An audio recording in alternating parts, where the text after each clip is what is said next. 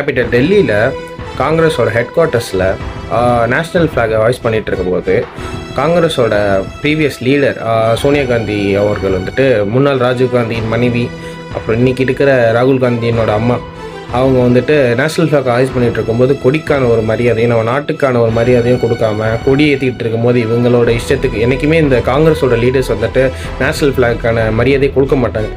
அது வந்துட்டு அவங்க இன்றைக்கி இல்லை, நிறைய நாட்களாக அவங்க இது வந்து அவங்களோட பாரம்பரியமாக பண்ணிகிட்ருக்காங்க.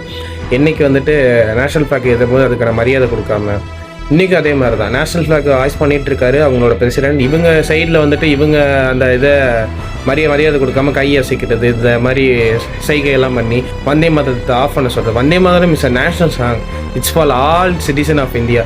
அது கூட தெரியாத ஒரு பேசிக் இது இல்லாமல் இவங்களோட செயல்பாடு நீங்கள் நடந்துகிட்ருக்கு.